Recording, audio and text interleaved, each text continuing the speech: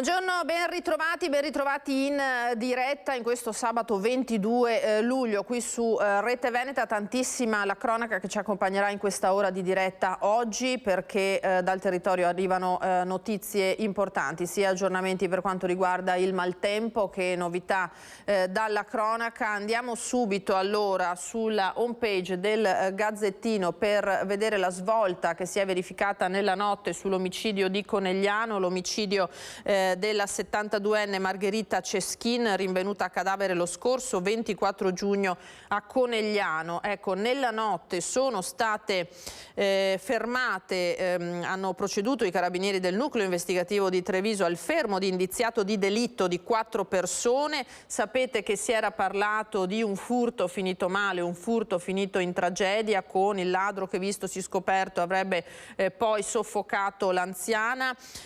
A quanto pare le cose stanno completamente diversamente. Tra i fermati c'è l'ex marito, classe 1943, che avrebbe agito in concorso con una 32enne di origini domenicane e 2 connazionali della donna, un 38enne e un 41enne, tra l'altro l'ultimo trovato in possesso anche dai militari dell'arma di circa 3 etti di stupefacente, di cocaina. Litigi per i soldi del divorzio ci sarebbero dietro a questo delitto, che ha dunque, a quanto pare, stando ai sospetti dei carabinieri e ai fermi eseguiti questa notte, un mandante, dunque l'ex marito, e degli esecutori con lui in concorso di questo delitto della donna, che appunto fin da subito era apparso evidente che si trattava di un omicidio, e quindi vedremo poi con Lucio Zanato, collegato proprio da Conegliano, eventualmente altri dettagli di questa vicenda. Il sito del Gazzettino, torniamo magari con la regia, dove ci sono Antonio Esposito e Fabio Faliero questa mattina sul sito, perché c'è un'altra notizia drammatica che arriva invece da Cartigliano. Siamo nel Bassanese con la morte del giovanissimo Jacopo Venzo, ciclista di 17 anni, che durante una tappa in Austria della corsa che stava svolgendo in questi giorni è purtroppo morto a soli appunto 17 anni per una caduta dalla bicicletta. Sito del Gazzettino che dà conto naturalmente anche del maltempo, che sembra non arrestarsi purtroppo anche per la giornata di oggi. Ve lo ricordo, era indetta l'allerta gialla da parte della protezione civile, quindi ancora ore di attesa con il cielo grigio. Ecco, sul Gazzettino vedete un'altra grandinata nella notte che ha flagellato in questo caso il delta del Po, da Albarella a Porto Tolle, auto e coltivazioni distrutte. Poi con Alex Giuliano torneremo a Tezze sul Brenta, dove i danni sono davvero consistenti, e tra poco con Ilaria Marchiori faremo il punto anche per quanto riguarda Venezia. Vedete che in generale tutto il veneziano ha avuto grossi problemi, e anche soprattutto, lo abbiamo visto, la Riviera del Brenta, che è stata di fatto mitragliata di colpi dalla grandine che è caduta in queste ore. Andiamo proprio sul maltempo da Padova, perché ieri pomeriggio e poi nella notte nella provincia padovana ci sono stati ancora problemi, e per oggi, come detto, possibili ancora piogge forti, come ci racconta il nostro Federico Fusetti. Nuova ondata di maltempo anche a Padova e provincia, con piogge fortissime miste a grandine nel primo pomeriggio di ieri e poi in tarda serata, e un vento a raffiche che ha causato la caduta di centinaia di piante. Una trentina gli interventi richiesti ai vigili del fuoco tra il centro della città e l'Alta Padovana, Cittadella e Carmignano soprattutto. In città la pioggia della sera ha allagato molte strade, da via Facciolati al Portello, che vediamo in queste immagini, alla Guizza e a via Bembo, dove sono caduti molti rami e anche qualche albero meno resistente. Questa mattina rimanevano da effettuare ancora una decina di interventi, soprattutto per ripulire le strade dagli alberi caduti e per gli allagamenti. A Campo San Piero allagato il sottopassaggio di via Marconi, e poi i danni all'agricoltura e ai raccolti, soprattutto il mais, ma anche gli ortaggi, i vigneti e la soia. Si parla di 15 milioni di euro di danni alle coltivazioni in provincia di Padova. Un po' dappertutto si stanno facendo i resoconti purtroppo di quelli che sono i danni anche alle colture e adesso andiamo invece all'albero secolare, 200 anni di vita, che è caduto nel Brenta bloccando la regionale 11 sempre nel Padovano. Sono dovuti intervenire sia i sommozzatori che i vigili del fuoco. Tra i molti interventi dei Vigili del Fuoco, quello lungo la strada regionale 11 che collega Ponte di Brenta a Padova con la riviera del Brenta, che è rimasta chiusa dalle 13 alle 16 per permettere la rimozione di un albero secolare dal naviglio del Brenta che cadendo aveva invaso anche la strada. Per spostare e rimuovere il grosso tronco ancora nel naviglio è stata impiegata l'autogru e coinvolta anche la squadra dei sommozzatori dei Vigili del Fuoco per imbragare in acqua la pianta la cui età è stata stimata in 200 anni. Per questo intervento è stata chiesta la collaborazione di Veneto Strade e della Polizia Locale. Allora facciamo un po' un riassunto di quello che è successo in queste ultime ore tra ieri e la notte. Allora, una vera e propria bufera di vento e pioggia è quella che ha investito ancora ieri la provincia di Belluno. Vediamo nelle immagini la situazione nel capoluogo ieri poco dopo le 13 quando si è scatenato di fatto un tifone, rami in strada, disagi alla circolazione delle auto per la ridotta visibilità. In provincia di Belluno fenomeni intensi, anche se la situazione è andata via via migliorando. Le piogge intense dei giorni precedenti hanno innescato la storica frana sulla strada di Pian dei Buoi in comune di Lozzo di Cadore, attivato anche il soccorso alpino per recuperare una famiglia di 5 persone che aveva affittato una baita in zona ed è rimasta bloccata. La provincia, dopo il sopralluogo tecnico delle scorse ore, ha attivato d'urgenza il ripristino della strada. Nei prossimi giorni il materiale verrà rimosso. Il dissesto lungo la viabilità comunale sale in quota fino ad arrivare dall'altopiano sotto le Marmarole. Sopralluoghi sono stati effettuati anche in via Longiarin e in altre zone della provincia. Lo vedete, è una situazione davvero critica quella che sta colpendo la montagna. E nella Marca Trevigiana è stata quella di ieri un'altra giornata di maltempo. Anche qui si è abbattuto un violento nubifragio anche sulla città verso le 14. Un'auto in transito è stata travolta da un ramo in zona ospedale, distrutto il parabrezza ma per fortuna salva la conducente. Nell'Alta Marca, dopo la grandinata record, prosegue la conta dei danni.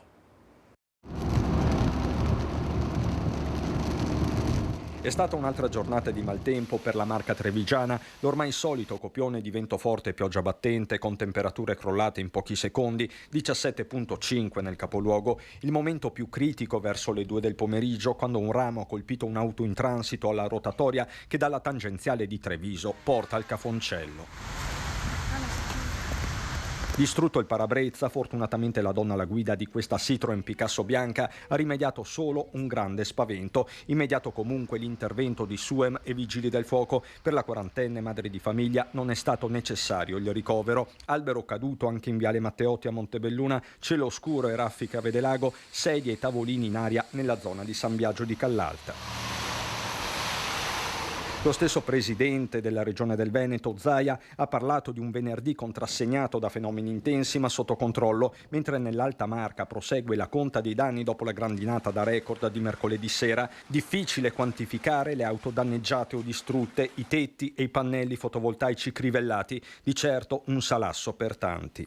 Si parlava ieri sera proprio e mi dicevano: guarda, sono da sola, mi pago il mutuo della casa che tra l'altro è aumentato, ho il mio lavoro ma le rate dell'auto, la vita quotidiana che comunque aumenta, adesso devo inventarmi come pagare i danni all'auto e al tetto della casa, cioè questo è veramente mettere in crisi le famiglie e in questa situazione ce ne sono tantissime, quindi ben venga ogni supporto che riusciamo ad avere e spero veramente che ci venga riconosciuta così la condizione che stiamo vivendo. E così dopo Pederoba anche Crocetta via un iter ufficiale per i rimborsi. Proprio stamattina abbiamo chiesto in regione lo stato di calamità naturale, perché questo è. Ai concittadini fate foto e documentate con la modulistica, portate in comune quello che è l'evidenza dei vostri danni, in modo che tutto assieme si possa raccogliere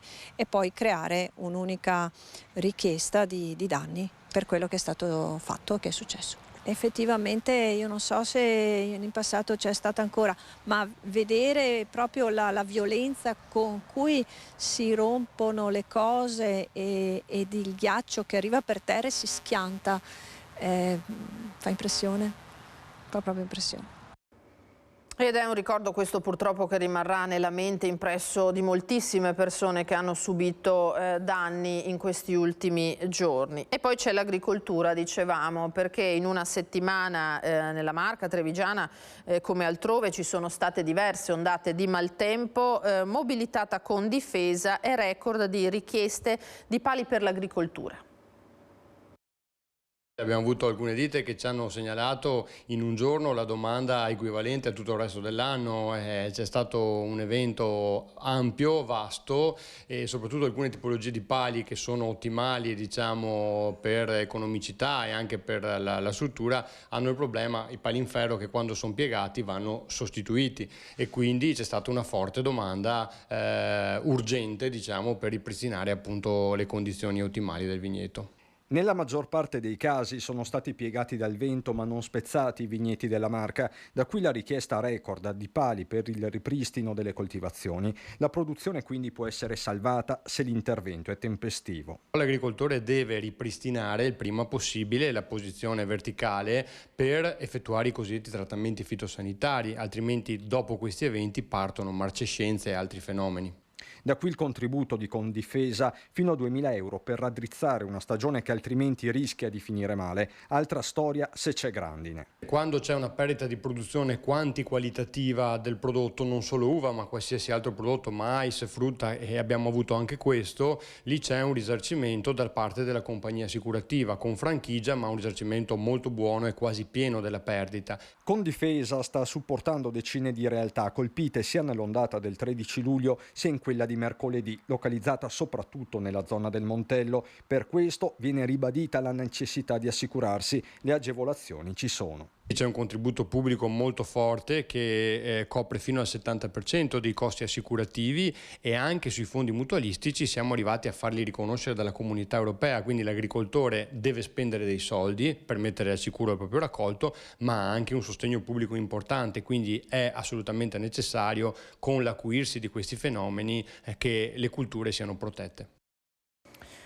Andiamo adesso da Lucio Zanato in diretta da Conegliano per il delitto di Margherita Ceschin, 72enne rinvenuta a cadavere, lo abbiamo detto, a fine giugno. Ci sono stati 4 fermi di indiziato di delitto, c'è anche l'ex marito, all'origine di questo delitto, a quanto pare su commissione, il marito potrebbe essere il mandante, degli attriti seguiti al divorzio tra i due. Lucio? Sì, buongiorno Lina, buongiorno ai telespettatori di Rete Veneta. Mi trovo esattamente davanti all'appartamento di Margherita Ceschin, la 72enne, che giusto un mese fa è stata ritrovata a cadavere all'interno proprio di questo locale.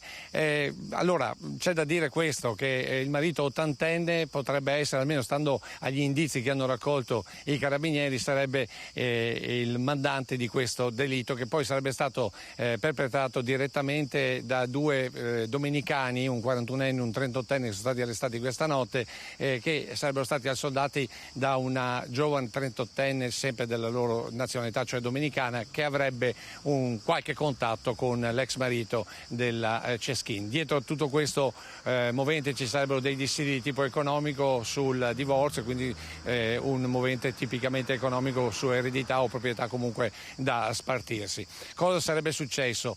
Intanto diciamo che all'inizio pare che tutto sia stato più o meno pensato per farlo passare per una sorta di malore in casa, e lo dimostrerebbe il fatto che il cadavere è stato trovato composto, senza grosse lesioni, seduto sul divano con il pigiama ancora addosso, anche se le ciabatte erano da un'altra parte.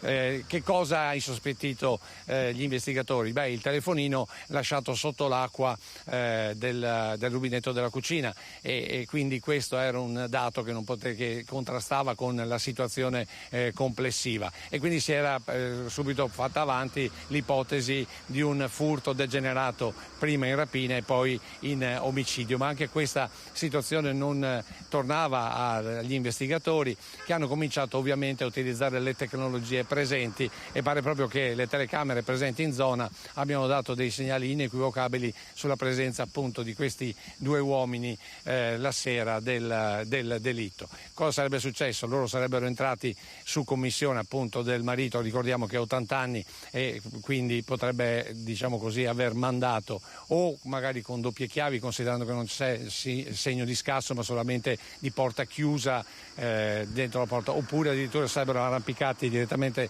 sul terrazzo, visto che è una sorta di piano terra, e sarebbero entrati e quindi avrebbero provveduto proprio a uccidere la donna con la volontà di soffocarla e quindi di evitare il più possibile segni sul corpo. Dopodiché avrebbero composto il corpo in maniera tale da far passare il tutto per un malore, e quindi di conseguenza, se fosse riuscito il loro piano, poi il marito avrebbe sicuramente recuperato, comunque ereditato gran parte del patrimonio che avevano che stavano cercando di dividere in sede divorzile. Questa potrebbe essere l'ipotesi, mettiamo sempre tutto naturalmente con i dovuti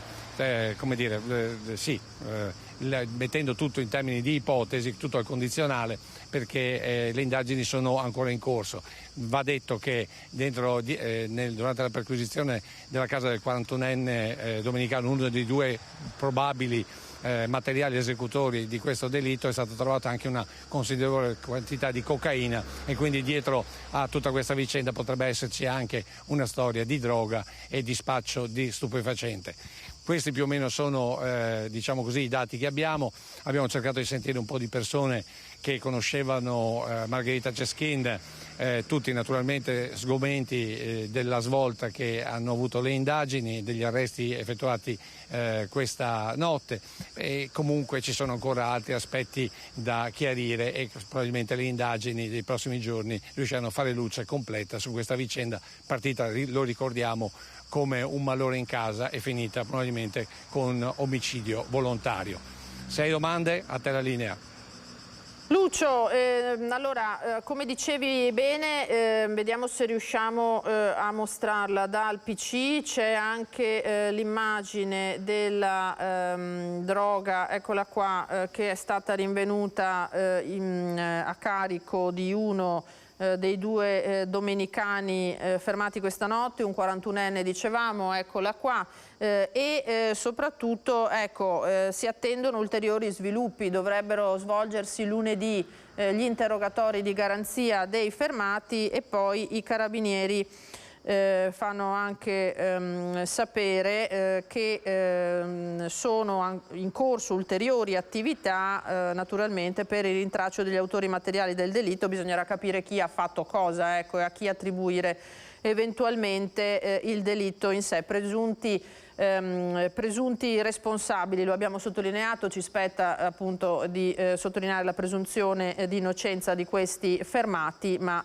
tant'è, una svolta davvero sconvolgente sia per chi conosceva a Conegliano ultimamente la Ceschin, che chi ha conosciuto la famiglia in quel di Ponte di Piave, dove l'ex marito e la donna avevano portato avanti a lungo tempo la loro attività. Lucio, allora grazie, buon lavoro, e poi naturalmente nei telegiornali di questa sera tutti gli sviluppi su questo caso sconcertante.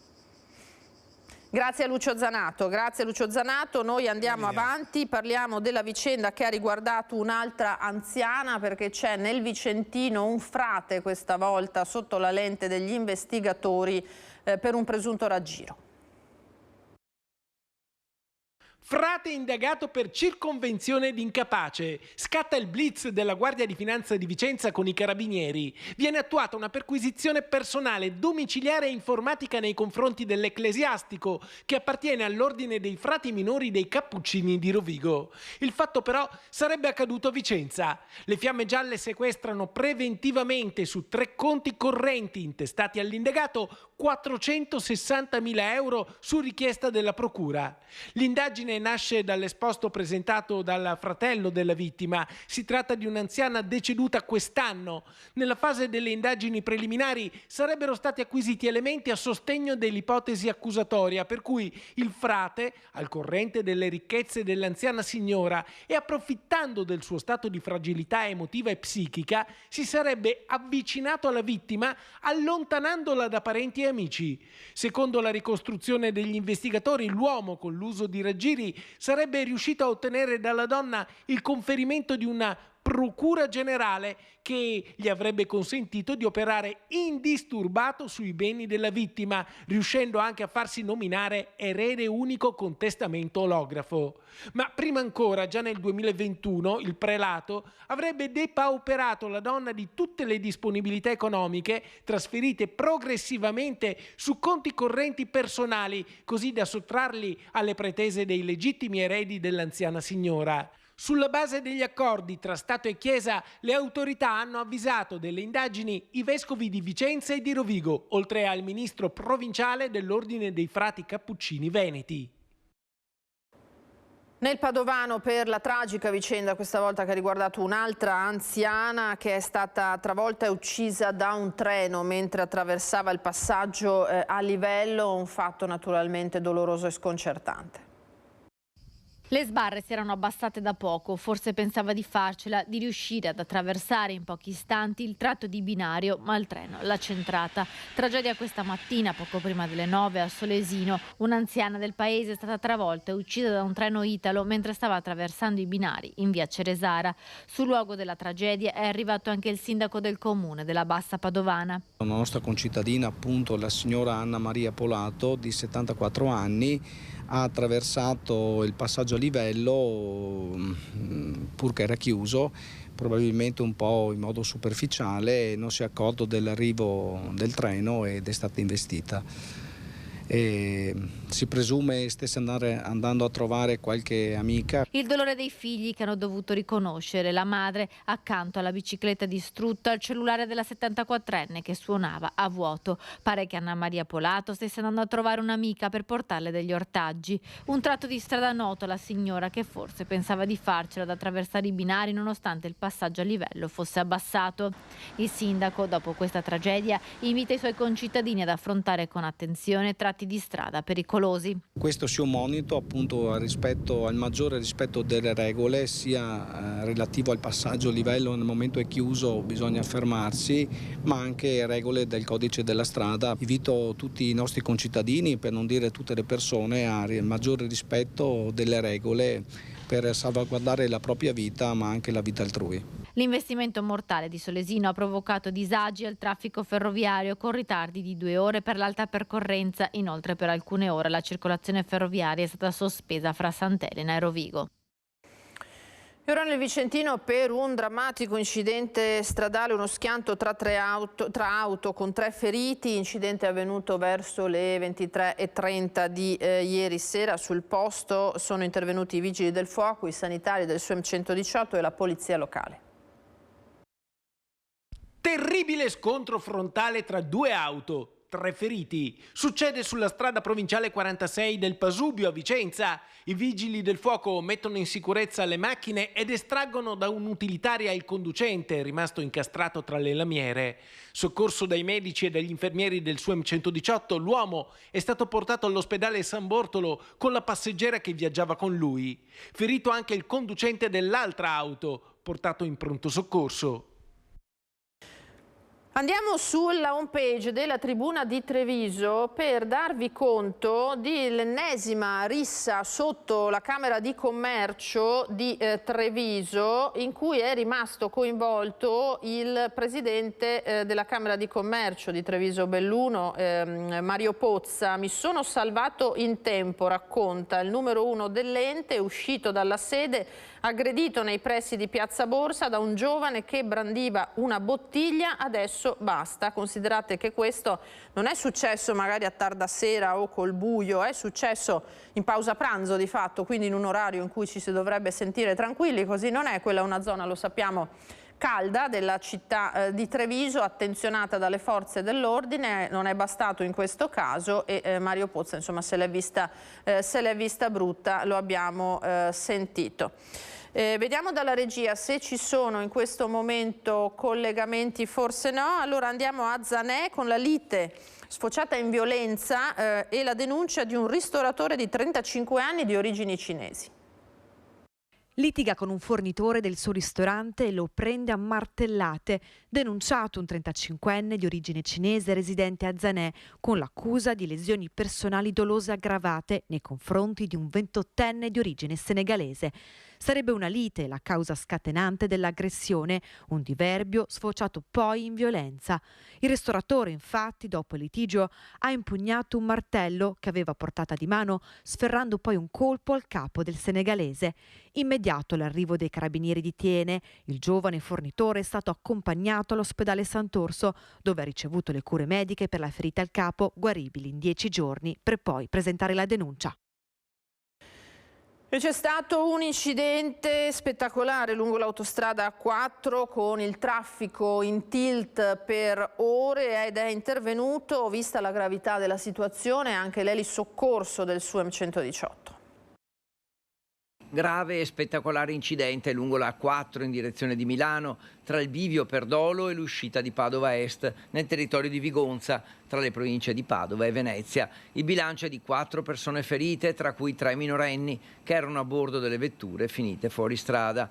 La dinamica e le cause del sinistro sono al vaglio della Polizia Stradale di Mestre, che è intervenuta insieme al 118 con l'elisoccorso, 2 ambulanze, l'automedica, i vigili del fuoco e il personale di Concessioni Autostradale Venete, coordinato dal centro operativo di Mestre per le operazioni di assistenza, segnalazione e gestione della viabilità. Sul posto, essendo le auto finite tra l'autostrada e la via di manutenzione laterale, i soccorritori hanno lavorato a bordo carreggiata, pertanto in direzione di Milano. Per alcune ore si è viaggiato su 2 corsie di marcia disponibili, inevitabili quindi le code che hanno raggiunto i 5 chilometri.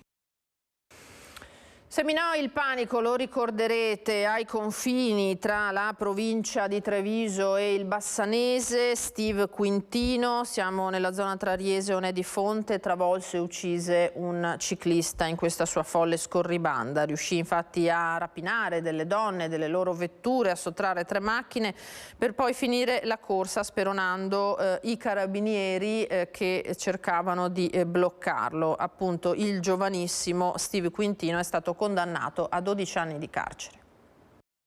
Nessuna semi-infermità mentale e confermato l'omicidio stradale. È stato condannato a 12 anni di carcere Steve Quintino, il 20enne di Riese Pio X, che il 1 ottobre 2022 seminò il terrore tra Riese e Onedifonte. Una mattinata di pura follia omicida, quella del giovane che rubò 3 auto minacciando le automobiliste, poi travolse ed uccise Mario Piva, un pensionato di 67 anni che stava andando assieme alla moglie a trovare la figlia.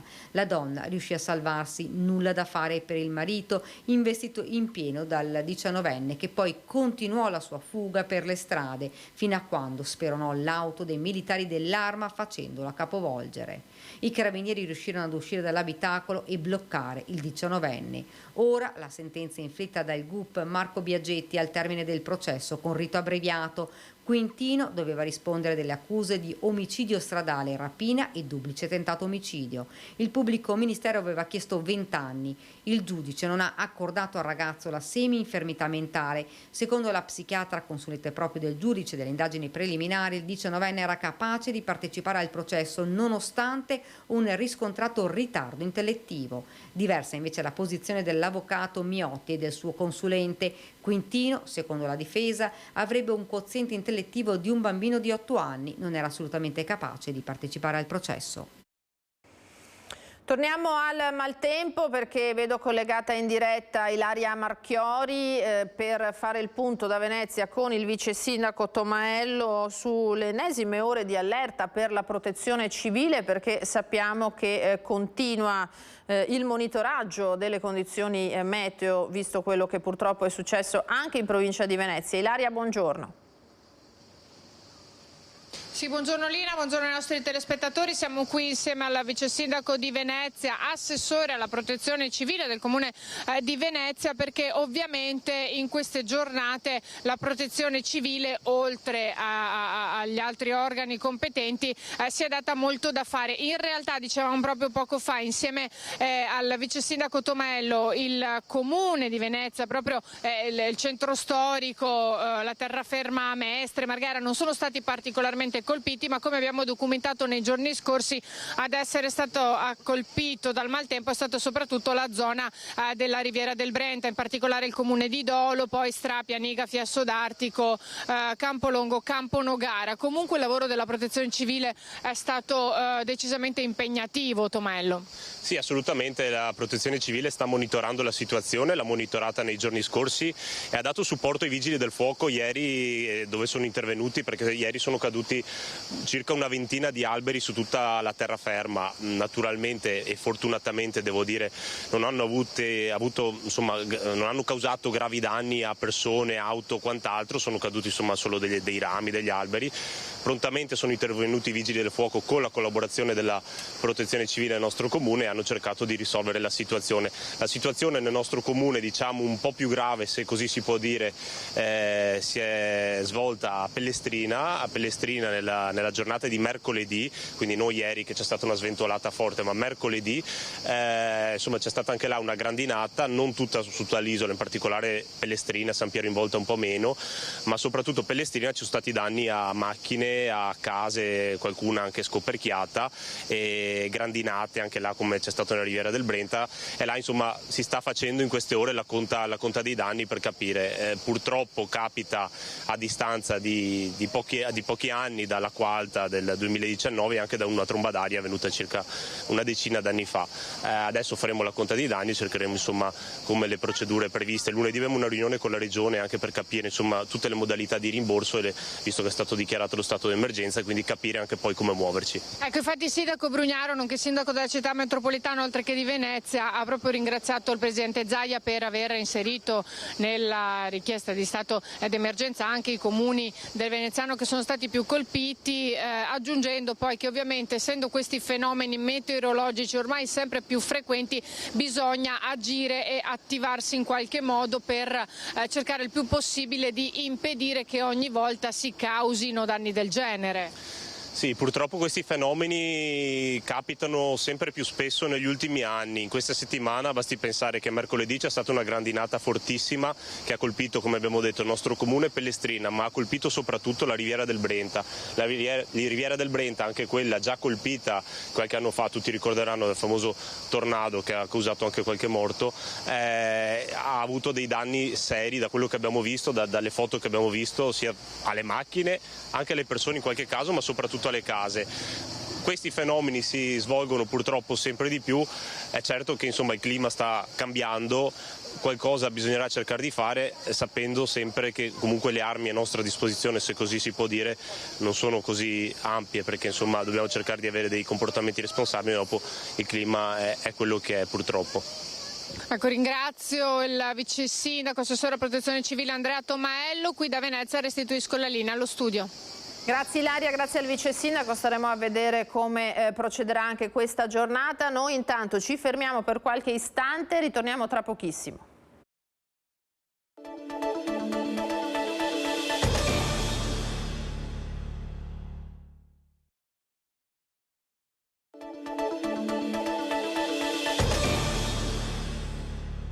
Eccoci di nuovo, torniamo in diretta in questo sabato su Rete Veneta per il Focus TG con tante notizie di cronaca, lo avete sentito, si continua a fare la conta dei danni per il maltempo, si guarda al cielo perché l'allerta meteo comunque continua in queste ore, territori devastati praticamente in tutto il Veneto dalle ondate di vento fortissimo e grandine. Dal Bellunese in poi è stato un susseguirsi purtroppo. Andiamo a vedere sul sito del Corriere della Sera come la notizia che vi abbiamo dato poco fa e che ci ha ribadito Lucio Zanato in collegamento, la svolta nell'omicidio di Conegliano della anziana trovata morta in casa Margherita Ceschin, avvenuta nella notte. Ecco, notizia che viene ripresa anche dai quotidiani nazionali con il fermo fermo per indiziato di delitto di 4 persone questa notte, tra cui l'ex marito, che sarebbe il mandante del delitto, non avvenuto dunque al termine di un furto finito male, ma evidentemente frutto di qualcos'altro, e cioè di un omicidio, stando alle accuse mosse ai 4 fermati, un omicidio su commissione per i dissidi, i litigi che c'erano stati dopo il divorzio dei 2 anziani. Da qui andiamo al sito del Corriere del Veneto, eccolo qua, con la vicenda di Margherita Ceschin, ma l'ampissimo spazio che viene dato a una notizia che vi abbiamo dato poco fa: la morte in Austria del 17enne di Cartigliano, Jacopo Venzo, ciclista che è morto nella caduta durante una discesa. Stava partecipando al Giro dell'Alta Austria, Jacopo, quando purtroppo è rimasto vittima di questa caduta, e qui se ne traccia sul Corriere del Veneto il ritratto appunto dal sogno della Parigi-Roubaix e Nibali come idolo. Questo era Jacopo e purtroppo la sua vita si è interrotta troppo presto. Andiamo a Padova con i controlli nelle zone dello spaccio. Sono stati denunciati e arrestati dalla Polizia di Stato altri pusher, con l'inquestore che dice massimo impegno per la sicurezza anche in questi mesi estivi. Controlli antispaccio in città e per prevenire furti in abitazione e microcriminalità. Nel periodo estivo si intensificano gli sforzi delle forze dell'ordine. Dopo i controlli interforze dei giorni scorsi, 9 arresti per spaccio sono stati fatti ieri dai poliziotti della squadra mobile in via Tommaseo, vicino alla stazione. In Maneti un 35enne nigeriano sorpreso mentre nascondeva della droga sotto la sella della bicicletta. In via Natisone invece è stato fermato un tunisino di 17 anni che tentava di disfarsi di alcune dosi di cocaina. Arresto turbolento a Sarmeola di Rubano, dove in un bar è stato bloccato un 19enne tunisino che aveva venduto insieme ad un connazionale poco prima della cocaina ad un 53enne. Il giovane ha spinto a terra il poliziotto, ma è stato bloccato mentre il complice è riuscito a scappare. Il questore di Padova oggi alla commemorazione in ricordo di Boris Giuliano nei giardini dedicati al poliziotto ucciso dalla mafia 44 anni fa, ha parlato della sicurezza a Padova e della lotta allo spaccio. Dei segnali forti di attenzione. Abbiamo un fenomeno appunto di spaccio che continua in alcune zone in modo particolarmente pesante. Abbiamo il tema dei furti in appartamento che in questo periodo è sentito e quindi bisogna stare attenti. Abbiamo un fenomeno poi di controllo delle piazze e dei luoghi di aggregazione che, pur se svuotandosi da adesso in poi, ma comunque costituiscono sempre un tema su cui stare attenti. Sicurezza importante anche per il turismo a Padova, perché ci sono dati molto interessanti sulle presenze nei primi 6 mesi di quest'anno. Ce ne parla Federico Fusetti con Federico Cibotto. Vediamo. Buongiorno a te, buongiorno ai telespettatori. Ogni volta che parliamo di turismo per Padova è bello venire a farlo qui in questo salone che è conosciuto, noto in tutto il mondo, un vero capolavoro, il Salone della Ragione. Siamo con l'assessore Andrea Colasio. Ci dica un numero, assessore, che poi io le chiedo che cosa vuol dire. Beh, più 30% per nottamenti. Sono cifre davvero incoraggianti, e adesso ci dica qualche numero in più e magari paragonandolo anche agli anni passati. Mi par già di capire che siamo davvero a un boom di presenza incredibile. Sì, diciamo che girando per Padova si ha la netta sensazione che l'effetto Urbs Picta continui a generare, a produrre effetti significativi in termini di presenze, ma noi ci atteniamo non alle sensazioni ma ai dati duri che arrivano dalla tassa di soggiorno. La tassa di soggiorno monitora i pernottamenti. Ebbene, nell'anno precedente, nel 2022, nel primo semestre, avevamo 441.000 pernottamenti. Quest'anno, 2023, siamo arrivati a 575.000 pernottamenti nel primo semestre. Significa più 30,2%. Quello che è non meno emblematico non è solo questo trend di crescita, ma che abbiamo superato il pre-Covid Covid, l'anno record era il 2019, ebbene nel 2019 a Padova dormono 520.000 persone pernottamenti, quindi abbiamo registrato un più 55%, che è quasi un 10% in più. Vuol dire che abbiamo superato l'anno record, quindi insomma, sono dati che ci fanno capire come la città si sia sempre più caratterizzata come meta di destinazione internazionale. Musei invece? Anche nei musei ovviamente diciamo, il maggior numero di pernottamenti è legato all'incremento della città d'arte, quindi registriamo dei valori veramente, siamo nel palazzo della ragione. Bene, quest'anno qui nel primo semestre sono entrate 86.000 persone, sono 15.000 in più dell'anno precedente e comunque 6.000 in più dell'anno record che è il 2019. Anche la Cappella degli Scrovegni è quasi satura, registra comunque un più 15% rispetto al 2022, siamo arrivati a 187.000 ingressi contro i 160.000 dell'anno precedente, ma abbiamo superato anche di 6.000 presenze l'anno record che è il 2019, quindi c'è un più 4,7% direi. Vengono da tutto il mondo? Sì, diciamo che sono 2/3 italiani, 1/3 stranieri. Quello che è interessante, abbiamo i dati anche relativi al tasso di occupazione delle camere, che è slittato dal 60 al 70%. Abbiamo dei dati significativi anche sull'aspetto reputazionale, sul sentiment. Ecco, l'80% giudica positivamente, questo lo si inferisce grazie a tutta una serie di analisi con algoritmi sui social. Il giudizio su Padova è decisamente positivo, quindi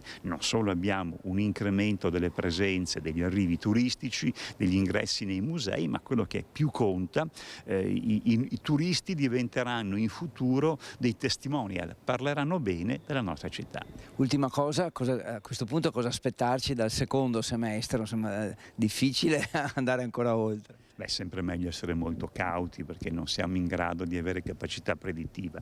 Diciamo che molto cautamente possiamo sostenere che se il trend è costante è plausibile che quest'anno, anche per quanto concerne gli arrivi e le presenze complessive, si possa, seppur di poco, superare l'anno record che è il 2019. Sicuramente lasceremo alle nostre spalle con grande distacco l'anno che è appena trascorso. Quindi sono dati importanti, vuol dire che hanno lavorato gli albergatori, che hanno lavorato i ristoratori, le guide, le agenzie di viaggio, le associazioni che in queste ore stanno organizzando i notturni padovani. Insomma, vuol dire che il sistema Padova funziona, crea reddito, ma soprattutto crea una grande consapevolezza che noi come padovani siamo depositari di un grande patrimonio culturale e abbiamo un onere importante di trasmetterlo integro alle future generazioni.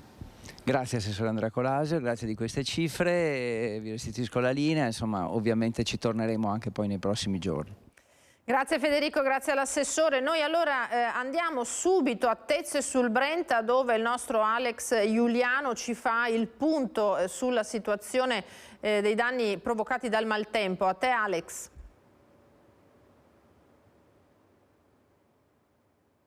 Buongiorno da Tezze sul Brenta che nelle ultime ore è risultato, lo abbiamo raccontato nei nostri speciali, nelle nostre edizioni dedicate all'informazione, è risultato essere uno dei comuni più colpiti dal maltempo, dalla grandinata. Si sta facendo la conta dei danni. Oggi, per fortuna, questa mattina sulla zona splende il sole. Diciamo che siamo in compagnia del sindaco Luigi Pellanda. Sindaco, un raggio di sole che porta un po' di ottimismo, ma la situazione resta difficile. Sono stati giorni davvero complicati, drammatici.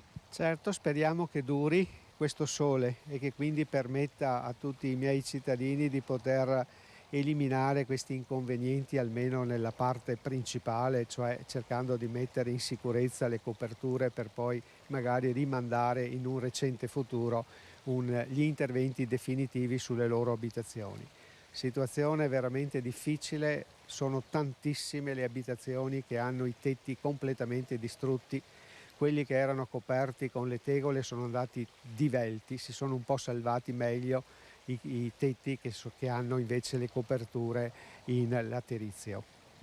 Allora è ancora presto per fare quella che a tutti gli effetti sarà una conta dei danni ingente, molto molto importante, perché parliamo di milioni di euro di danni, anche perché, Sindaco, volendo usare come termini di paragone la scuola pubblica di Tezze sul Brenta a Campagnari, i danni lì più o meno si assestano intorno ai 100.000 euro ed è un unico edificio. Rapportato a oltre 100 abitazioni del paese, insomma i conti si fanno anche presto. Sì, certo, il mio ufficio tecnico ha stimato in 100.000 euro il costo per la rimozione della copertura della scuola elementare di Campagnari e la risistemazione. Se così è, 100.000 per un edificio che più o meno è come un'abitazione, le abitazioni che sono ridotte in quella condizione sono sicuramente più di 100 e poi ce ne saranno altrettante, se non di più, che hanno danni minori, quindi si fa presto a quantificare, insomma, il danno subito. Per non parlare poi dei fabbricati industriali, i quali non hanno 100.000 euro di danni, ma qualcuno mi diceva ieri negli edifici produttivi anche 300-350.000 euro per rifare completamente. Ovviamente sono dimensioni molto più grandi. Se a tutto ciò ci aggiungiamo anche i danni al patrimonio pubblico, alla pubblica illuminazione, le plafoniere, gli impianti semaforici, gli impianti fotovoltaici nostri e anche dei cittadini, per non parlare poi delle numerosissime auto delle quali non abbiamo certamente contezza. Sindaco, settimana prossima ci sarà un appuntamento importante proprio per cominciare il lungo percorso che porterà alla quantificazione dei danni e anche per dettare le linee di quelle che saranno le procedure per chiedere alla Regione, per chiedere al Governo il risarcimento dei danni. Sì, la Regione ci ha preannunciato un incontro per martedì 25 verso mezzogiorno, un incontro che facciamo in via telematica per cercare di capire quale procedure seguire. Io mi sento di dire ai miei cittadini che devono documentare fotograficamente i danni, fare dei preventivi, perché sicuramente questi saranno i documenti che verranno loro richiesti. Mi sento anche di dire che chi ha l'assicurazione si deve in primis rivolgere all'assicurazione, perché il pubblico purtroppo deve seguire delle regole ben precise e quindi non saranno certo immediati. Questi rimborsi noi faremo il possibile perché i tempi siano i più brevi, ma sì, dobbiamo insomma sottostare a quelle che sono le regole della pubblica amministrazione. In chiusura una battuta velocissima ancora con il Sindaco, che ringraziamo della sua disponibilità, perché sono state ore difficili, complicate, drammatiche per la protezione civile, per i vigili del fuoco, instancabili su tutto il territorio, ma immagino che anche per il primo cittadino non siano stati di certo dei giorni semplici. Un messaggio di solidarietà, speranza ai cittadini di Tezze. Sì, mi consente innanzitutto di ringraziare tantissimo i vigili del fuoco, perché fin dalle prime ore di mercoledì si sono prodigati instancabilmente giorno e notte per gli interventi sul nostro territorio e lo stanno ancora facendo, insieme con la nostra protezione civile, insieme con gli operai del comune, insieme con tantissimi volontari che si sono messi a disposizione. Guai se non ci fosse stata questa grande disponibilità da parte di tutti.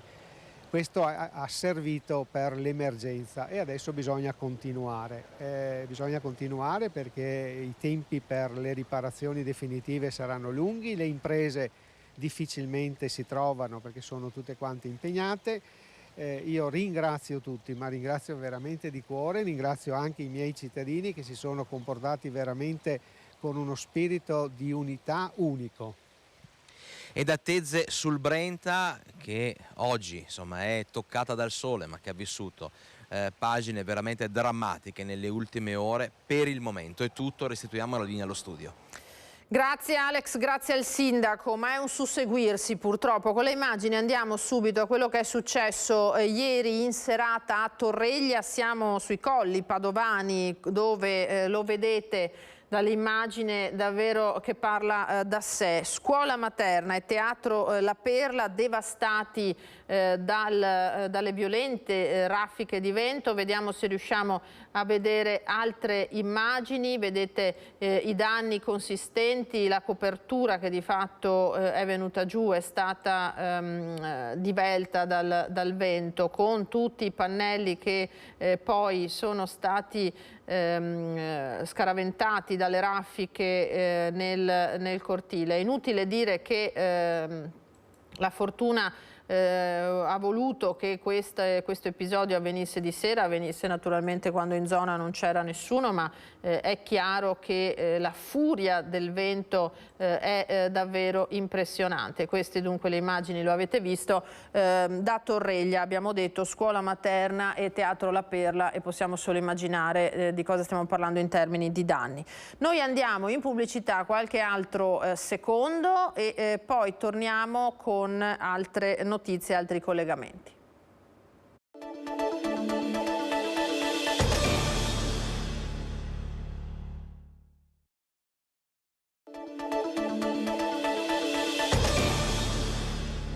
Eccoci di nuovo in diretta, ultimi minuti di questa edizione di Focus TG. Parliamo di locazioni turistiche perché nel Bellunese ci sono stati dei controlli sulle locazioni fantasma. Andiamo a sentire il servizio della nostra redazione di Belluno, di Tiziana Bolognani. È uscita la polizia locale a fare delle verifiche e ha riscontrato nelle ultime 2 verifiche che sono state fatte appunto delle locazioni che non erano regolari. Controlli incrociati sono scattati nelle località turistiche della provincia per la verifica della regolarità degli affitti di case o appartamenti per le vacanze. Ad Alleghe in questi giorni sono stati scovati i primi furbetti che avevano messo sul mercato le loro proprietà come casa vacanza senza avere presentato l'apposita iscrizione all'anagrafe regionale delle strutture ricettive, senza versare l'imposta di soggiorno e senza la segnalazione telematica alla questura prevista dal decreto sicurezza. Il caso di Alleghe non è isolato, precisa il primo cittadino che è anche consigliere provinciale con delega al turismo. Non è un caso isolato, si era verificato già in altri comuni, ma il principio è questo: ci sono tante persone oneste, corrette, che seguono le procedure che sono state indicate a livello regionale, a livello anche nazionale per quanto riguarda la segnalazione e le comunicazioni alla Polizia di Stato. Non vedo perché ci devono essere dei furbi che vogliono bypassare queste norme. Nella fattispecie ad Alleghe gli accertamenti incrociati hanno riguardato la totalità delle strutture ricettive, hotel, bed and breakfast, case vacanze, rifugi. Per ora 3 i casi di affitti abusivi rilevati dalla Polizia locale del Comune. In provincia, nell'ultimo rilevamento statistico della Regione Veneto del 2018, risultano 408 alberghi e poco più di 10.800 esercizi extraalberghieri, all'interno dei quali ricadono anche le locazioni turistiche. Io mi auguro di non trovare altri casi come quelli che abbiamo rilevato, sarebbe spiacevole, non è corretto, non è giusto nei confronti di chi segue le norme e si attiene alle norme.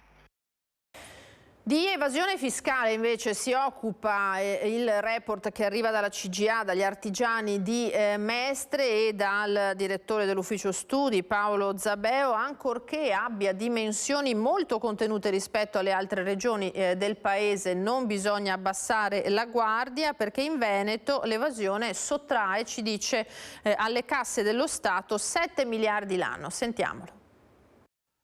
L'evasione fiscale in Veneto ha dimensioni abbastanza contenute, praticamente in linea col livello presente nei più importanti paesi europei. Tuttavia non dobbiamo abbassare la guardia.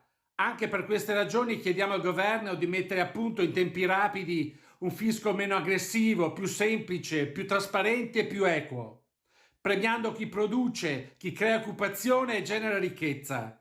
Pagare meno per pagare tutti, garantendo allo stesso tempo un gettito sufficiente per far funzionare la macchina dello Stato e per aiutare chi si trova in difficoltà. Ora ci spostiamo a San Zenone degli Ezzelini, dove gli studenti di Irigem in Villa Rubelli sono impegnati in una maxi opera di restauro per ridare nuova luce alle opere dell'artista Francesco Rebesco. Ce ne parla il nostro Alex Giuliano. Un buongiorno allo studio, un buongiorno ai nostri telespettatori. Ci troviamo a Villa Rubelli, siamo a San Zenone degli Ezzelini, dove l'arte è pronta a risplendere, a trovare nuova vita grazie a un'importante iniziativa del comune, dell'amministrazione di San Zenone degli Ezzelini, insieme all'ente di formazione professionale Irigem. Perché le opere d'arte, i gessi esposti qui in villa stanno trovando veramente, sindaco, una nuova vita, una seconda vita. E allora lasciamo che a raccontarci di questo progetto sia proprio il primo cittadino di San Zenone, Fabio Marin. Buongiorno sindaco, di che cosa si tratta? Buongiorno a tutti. Sì, stiamo davvero dando una nuova vita, una nuova luce a quelli che sono i gessi del Rebesco. Qui siamo dentro la gipsoteca di Francesco Rebesco, dove sono esposti alcuni gessi che la famiglia ha gentilmente donato e dato in dotazione al comune di San Zenone. Ci siamo quindi accordati con Irigem, che ringrazio davvero, siamo onorati di portare avanti ancora una volta questa iniziativa per restaurarli, per dare una nuova vita, appunto una nuova luce a questi gessi, e direi che il lavoro sta riuscendo davvero bene e ringrazio tutti i maestri, tutte le maestre per il lavoro che stanno facendo. Un lavoro che è una continuazione di una collaborazione iniziata già l'anno scorso. Noi adesso siamo in compagnia di una docente, della docente Edda Zonta, che si occupa proprio del restauro in Irigem. Di che cosa si tratta? Perché abbiamo visto, tra poco vedremo, faremo un piccolo tour con il nostro operatore Edoardo Alberti. Tanti alunni, tanti ragazzi e ragazze di Irigem impegnati proprio nel restauro dei gessi e non solo. Certo, abbiamo qui il secondo anno della scuola e con il secondo anno affrontiamo proprio il modulo del restauro di gessi. E niente, i ragazzi sono in 15, abbiamo scelto 7 opere e le opere sono abbastanza, danneggiate dalla polvere, sono sporche, hanno qualche problema di conservazione anche abbastanza grave, ma ormai siamo quasi al termine del progetto e effettivamente hanno fatto un lavoro eccellentissimo. Le opere stanno risplendendo, abbiamo consolidato le opere, le abbiamo pulite, i ferri sono stati trattati con l'antirugine, perché tutte le opere hanno uno scheletro interno che danneggia anche quello con la ruggine, e quindi siamo appunto addirittura d'arrivo. È stata proprio un'esperienza molto forte per noi, me come docente, e per i ragazzi, infatti sono tutti molto contenti.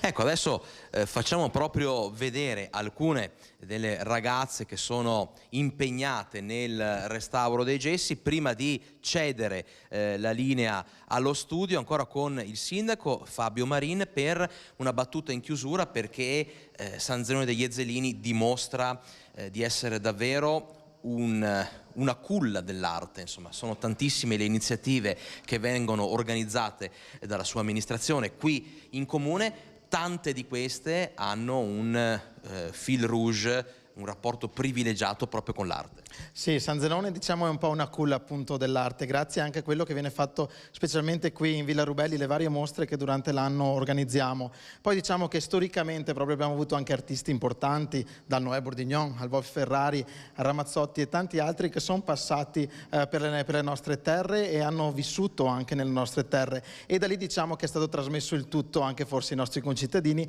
e ai nuovi artisti che continuiamo ad avere. E allora, da una San Zenone degli Ezzelini ancora più splendente, grazie all'impegno e al lavoro degli studenti e dei docenti di Irigem, noi restituiamo la linea allo studio.